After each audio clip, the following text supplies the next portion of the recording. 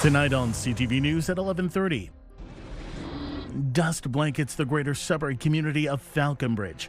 We'll have more on what Glencore is saying about its smelter and what health officials are suggesting. Plus, Ontario's Minister of Energy and Mines gets to make his pitch to Sudbury business leaders. All roads lead through Sudbury if we want to build big and build the clean energy economy for our kids and grandkids. So the message was one of confidence. Stephen Lecce says they are speeding up the approval process. And assaulted while trying to run a business in Sault Ste. Marie. Tried to walk him across to get him out of the area, and then he headbutted me. And after he headbutted me, we were on the ground. Questions of safety once again surfaced following a recent incident. CTV News at 11:30 with Ian Campbell and Rick Wyman with weather. Well, good evening. Thanks for staying up with us. We begin tonight with dust, particularly in the greater Sudbury community of Falconbridge. Glencore says the smelter wasn't operating at the time and that it's investigating the cause of an incident that blanketed the community. Falconbridge residents have reported finding black particles or smelter dust on vehicles and outdoor items throughout the day. The company says it's been working with the Ministry and Public Health Sudbury and districts to determine next steps. In a news release tonight, they recommend using normal hygiene and cleaning practices such as washing hands, wash your garden produce thoroughly. It's also offering vouchers for the cleaning of vehicles affected by its neighbors. A damaged helicopter in Foleyet has now become the focus of a vandalism investigation.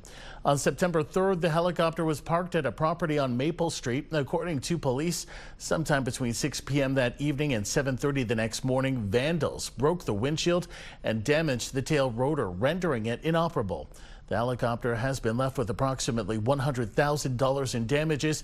It had to be shipped out of province for repairs. The emergency room at Richards Landing on St. Joseph's Island will be closed tomorrow. The closure is expected to last 24 hours, that from the North Shore Health Network. Anyone experiencing a medical emergency should call 911. Those seeking care should go to the Thessalon site or Sioux Area Hospital. Ontario's energy expansion and critical mineral strategy, two big topics today for Ontario's Minister of Energy and Mines, who was the keynote speaker at the Greater Sudbury Chamber of Commerce annual general meeting today. CTV's Elena Everson reports. You're going to have absolute certainty on the approval of your mine from the Government of Ontario across every ministry, every agency, within a 24-month period. The Ministry of Energy and Mines talks to Greater Sudbury Chamber members about changes to cut red tape to open mines faster. It was a packed room at the Caruso Club with business people and community leaders learning about the provincial government's plan to help further develop and expand the local mining economy. All roads lead through Sudbury if we want to build big and build the clean energy economy for our kids and grandkids. So the message was one of confidence, that we could work together in partnership to build the mines, the processing. When people talk about critical minerals in Ontario, it is about Sudbury. And so for me as mayor, certainly the more that I can advocate, ensure that they are aware of the critical importance and the strategic importance of Sudbury in that whole ecosystem of mining. Lecce also highlights efforts to secure Ontario as a global leader in responsibly sourced critical minerals. To end the ripping and shipping of Canadian resources so that we can create more value-added jobs in Sudbury, in Northern Ontario, and frankly, right across our country. The minister says the provincial government continues to work with the federal government to end duplication, to unlock the development of the Ring of Fire, the largest undiscovered multi-commodity region in the world. Elena Everson, CTV News, Sudbury. Meanwhile, almost 300 people attended a state of mining event over the lunch hour in Timmins. They were learning more about what's happening with some of the city's most historic gold mines. CTV's Lydia Chubak reports. Sort of a situation where, Discovery bought the historic Dome Mine in Mill, Hoyle Pond, and Palmore Mine in Timmins in January from Newmont. According to Discovery's president and CEO Tony McCooch, re-establishing the Dome mine is a game changer. We're going to transform Timmins to definitely well over 500,000 ounces a year, and then if we the work we're doing at Hoyle Pond with that TVZ zone, I think we're going to build a new underground gold mine over the next few years as well. So those are pretty exciting. The opportunity to come into a 100-year-old mining camp and find new discoveries, I think, is pretty exciting. McCooch predicts a long and prosperous mining future for Timmins. He says there are billions of dollars worth of gold beneath the city's surface. We need alignment of people and vision and people working together, and I think there's a lot of things we can do together as a group, right? The only thing working against us is our energy. So if we all feel we want to do it, I'm sure we can accomplish it. One business owner says he's doing his part to ensure there are skilled workers available. We're sourcing people from over 40 different countries across the world, so from South America to the Philippines to Africa to even parts of Europe, where these individuals, for example, we do a lot of work with heavy equipment mechanics, so they're already working skilled, they're trained on Komatsu, Epiroc, Caterpillar. McCooch says this is a good time to revitalize the community. He says the people before us gave 100 plus great years, and it's time to set the future right for the next 100 years. Lydia Chubak, CTV News, Timmins. It's Wednesday, time now for a look at the mayor's chair, and once a week we chat with a mayor from around our region about issues pertinent to them. Earlier tonight I sat down with Sudbury Mayor Paul Lefebvre. Here's part of our conversation regarding the city's new events center project. It's been a long time coming. We've been talking about this for decades now. The fact that we had a unanimous decision at council almost a year and a half ago. We hired the architecture firm. Now we have the contractor. Things are moving forward. Super excited about the design. We had to obviously we make sure that it's accessible. It's obviously a green building as well. We make sure that we had some great consultation with our Indigenous partners and certainly giving us some feedback in the design. It's all blended in. So this will be a world-class facility in our city. So we're super excited to move forward with that. Historically, I don't think there's a lot of Sudburyans who will disagree with me. We've had a issue with major infrastructure projects of meeting targets. That's right. How's that going to work with this arena? No, I'm very confident. Like we talked to the contractors and as well as the architect. We had set a budget and we had set certainly the parameters that we wanted 5,800 seats, as well as if we have a concert, 8,000 capacity. And we're looking at a date of spring, summer of 2028, and everything seems to be that we'll be able to meet all of our targets. Our thanks to Mayor Lefebvre. That full interview is up on our website at CTVNewsNorthernOntario.ca. Next week, we'll air our sit-down with Billings Mayor and Manitoulин's own Brian Barker. A Sioux business owner says he was recently assaulted while trying to clear a person off his front steps who was making customers uncomfortable. And it's raising questions about the large crowds that gather next door at a local nonprofit. CTV's Corey Nordstrom has more. It was just a few meters from the front steps of his business where DJ Thines was recently assaulted. Chicken over here. The owner of Thines Family Bakery and the Catterday Cafe had been trying to move along a patron of his neighbor, the nonprofit Soya, who had said he was arranging his food pickup and would be gone shortly. When he didn't leave, things took an unexpected turn that left Thines with multiple broken bones. I tried to walk him across to get him out of the area, and then he headbutted me. And after he headbutted me, we were on the ground. I subdued him quickly, and as having him subdued, two others from her lineups had come over and started kicking me and punching me in the head. The bakery owner says incidents, though not as violent as this, became more frequent since Soya moved from across the street to next door, where the nonprofit's visitors can be seen from his cafe window. My clientele, generally young children, are watching these people fight and do their drugs and whatnot right outside of the building here. Though two of the people who assaulted Thines have been charged, he wants more to be done to prevent future incidents. To have proper security guards on staff or on hand during their open hours, I know it'll make my customers feel better, it'll make me feel better. We see them all over town. Does that prevent things? Like, I think we need more servicing of, like, where are these people going to go? This is where they live. So I don't know, but I'm open to suggestions. While the two neighbors don't see eye to eye on many things related to the crowding outside their buildings, Thine says he has a great respect for the work done at Soya. And the pair agree that they don't want anyone else to end up in the same situation he did earlier this month. Corey Nordstrom, CTV News, Sault Ste. Marie. Well, it's been tough out there for Canadians and a lot of business owners. Restaurants Canada released its annual report outlining the statistics of restaurant usage in this country. And as CTV's Madison Merrier reports, the number of those dining out is down. 3 in 4 Canadians have been eating out less, according to the report. Restaurant dining saw a decline from pre-pandemic level usage. We finally thought we were out of it and we saw the light at the end of the tunnel. Unfortunately, Canadians got hit with an affordability crisis, and restaurants were not immune to that either. The report also saw a decrease in patron alcohol consumption, whether that be from health concerns, lifestyle choices, or saving money. 41% of Canadians are drinking less. We deal with razor-thin profit margins, and so alcohol products are one of the highest profit margin product that we sell. And so if people are reducing their consumption, it's translating into we need to find a way to get that money elsewhere. But how are these stats impacting Sudbury businesses? It's easy, especially being a new restaurant, to overreact when there's a slow day. The last month, since September, the beginning of September, we've noticed there's been a few days that have been very quiet, and there's trends. It comes in waves, right? My customers usually, they don't have a problem coming out and spending money on good food, but it's again like the biggest problem is the cost of the ingredients, the cost of the labor. The reality is we've been hit with the pandemic pretty bad.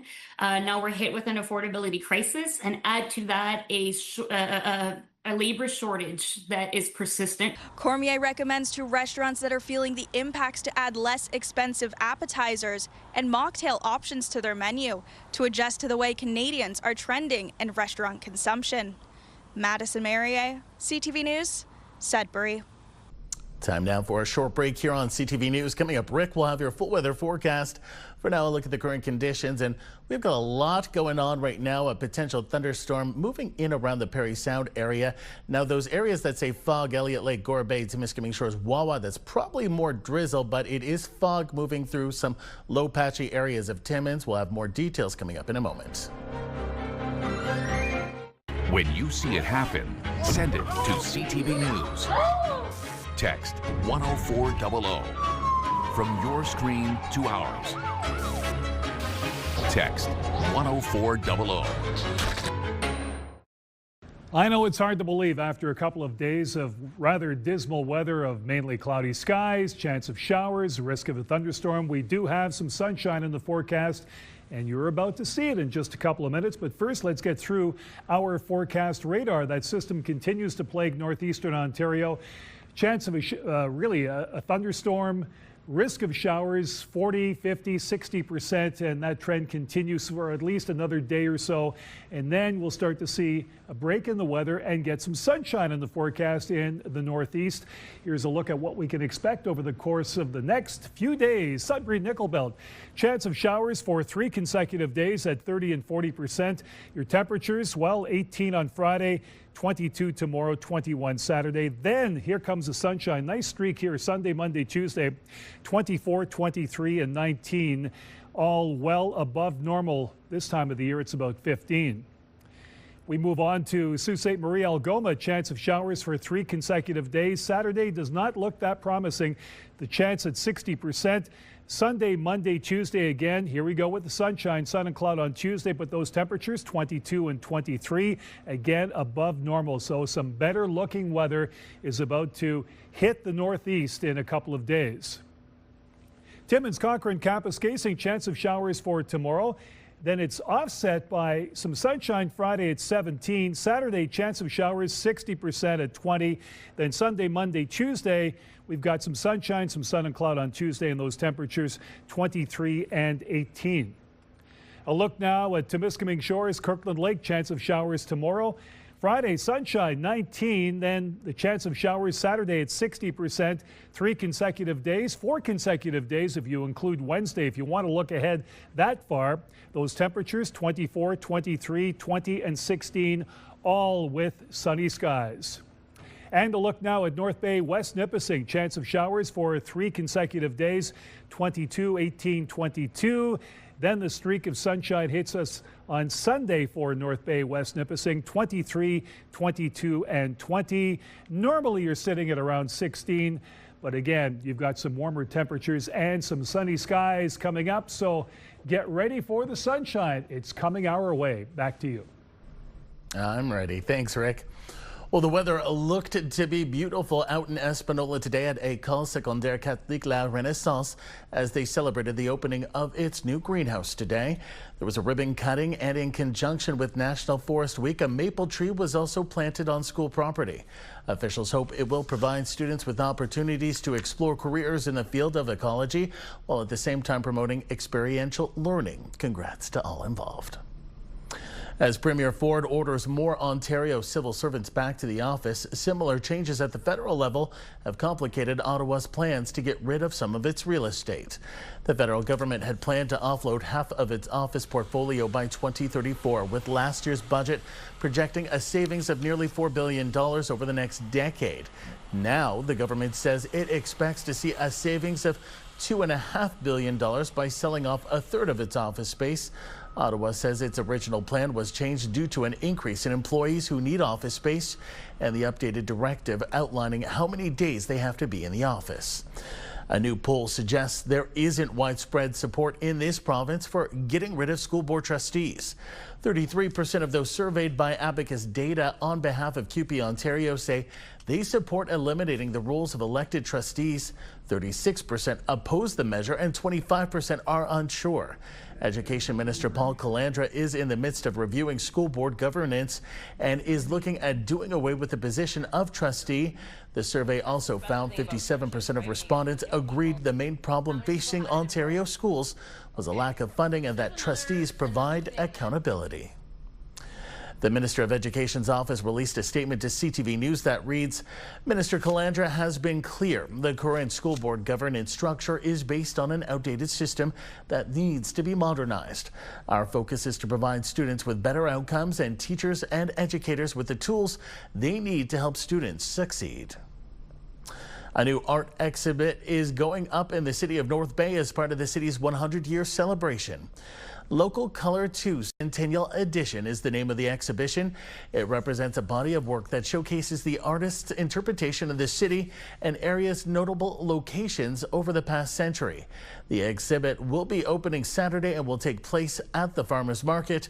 Some of the paintings showcase North Bay's hidden gems, from secret waterfalls to the downtown. Some of the paintings are also available for purchase. People will walk around and they'll say, oh, I know that spot. That's my favorite spot. I like the weather in that picture. I can relate to North Bay, Lake Nipissing for certain, and Trout Lake as well. There are some other pictures around too that have people in them and families that have been here for 5 generations. We had a discussion last year about how the centennial was coming up for North Bay, and just planning as many events and exhibits as we could for the museum to celebrate that milestone. The exhibit will be open until December in the North Bay's Museum's Rental and Event Gallery. Sudbury businessman and founder of the Palladino Auto Group, Vincenzo Palladino, has passed away. In a post on Facebook, the Palladino Auto Group announced his passing yesterday. He started out with 3 used car dealerships in Sudbury called Vips Car Land in 1974 and grew the business from there. Condolences from across the Sudbury business community as well as the automotive industry have been pouring in on social media. The Sudbury Chamber of Commerce posting on LinkedIn that Palladino had left his legacy of entrepreneurial success on the community, adding, even more important, he exemplified what it means to invest into your community with a commitment to local causes, youth initiatives, and civic pride that went far beyond business. In memory of the company's founder, all Palladino Auto Group dealerships will be closed on Saturday, September 27th. Still ahead tonight on CTV News. We'll have the answer to who's a good boy or girl after this break as we introduce you to some hero pets in the north.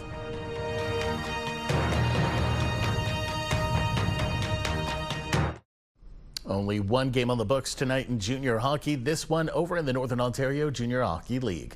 The Voodoo tied up things in the second period to head 3 apiece into the third against Espanola, but a strong third period from the Paper Kings helped to propel them over for a win. Espanola takes this one 6-3. New research shows that Ontario has seen a 10% drop in sports-related brain injuries following the introduction of a law named in honor of an Ottawa teen who died from second impact syndrome in 2013.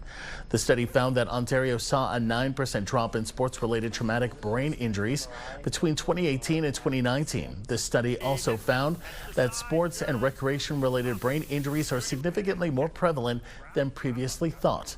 Rowan's Law, which was introduced in 2018 in honor of 17-year-old Rowan Stringer, sets out a framework for how coaches, trainers, and athletes should respond when a brain injury is suspected. Yes, theater's newest play in Sudbury retells the story of Princess Diana visiting Casey House during the AIDS epidemic in 1991 in a fictionalized, humorous way. Performers from Casey and Diana say the play focuses on the Canadian aspect of the crisis, with a strong portrayal of the women who supported those impacted by AIDS. Yes hopes to honor those who have passed by shining a light on the topic of the tragedy in a compelling way to draw the audience into the real-life aspect that this pandemic has had on the 2S LGBTQ+ community. Yes does these great big productions, and this is just a really intimate, smaller group, and it's fun to get to work in that different dynamic. It's very accurate for what happened at that time, but he has also filled it with a lot of humor. Humor was, and again, you know, I lost a lot of friends back at that time. What I remember was how much we laughed and how much humor became a way of surviving and persevering. Humor becomes such a necessary thing that you cling to in times of hurt or discomfort or tragedy, and especially in the queer community. You know, humor is how you move forward in a lot of ways. Casey and Diana opens tomorrow. Finally tonight, from standing face-to-face with a grizzly bear to alerting a couple to a devastating house fire, 2 dogs are being recognized for their extraordinary bravery and instinct by being inducted into the 2025 Purina Animal Hall of Fame. CTV's Lindsay Alick has their stories. In the Northern Ontario community of St. Charles lives 3-year-old Toff, a blind Great Pyrenees. He saved my life. Like, that dog is the best. In the early morning hours of July 16th, 2025, Toff alerted Judy and her husband Chris to smoke. I figured he had to go out, so I get up, throw the first thing of pajamas on to be presentable to head outside, and as I get up, I'm like, I smell smoke. And like, there was like the wild fire warnings for smoke warnings, so first I was like, oh, okay, and then I was like, no, that's really strong. Chris went from their basement room to alert her parents who were upstairs, but at that time the fire had already spread. Unfortunately, both her parents passed away, as did their cat and 2 other family dogs. The couple and their 2 dogs were able to escape. We climbed up on the dresser. He helped me out the window because, as you can see, I'm not very mobile. He tossed Aya out through the window, and then he tried to lift Toff, who's, as you saw, is a large dog. He could not lift him. And my husband's not a weak man, he is an Army vet. So he got out, quick thinking, he ran into the shed that's still standing, grabbed the garden hose, jumped back down into the house, made a harness out of it to pull him out. Toff is one of 2 dogs recognized in the 57th annual Purina Animal Hall of Fame. The other, Knight, a 10-year-old Doberman, bravely intervened during a grizzly bear encounter on a spring hike near Cochrane, Alberta. I was fumbling, lifting my jacket to get my bear spray out off my belt, and I realized that I'm not going to make it. It's happening too fast. And that's when, so I was staring at the bear, and that's when I saw Knight like leap into my line of vision. He leapt in front of the bear, which then reared up, stood up on its hind legs, and it stood there huffing. I managed to get the bear spray out, and I told one of your other interviewers, I just kept saying to myself, I'm going to live. Since its inception in 1968, Purina's Animal Hall of Fame has recognized 196 animals, including 168 dogs, 27 cats, and 1 horse for life-saving acts of heroism across the country. Both dogs received a year's worth of food for the recognition. Lindsay Alick, CTV News, St. Charles. That takes us to the end of our newscast this Wednesday night. For the latest news anytime, remember you can head to our website, CTVNewsNorthernOntario.ca. You can also download our CTV News app. Thanks for watching. Good night.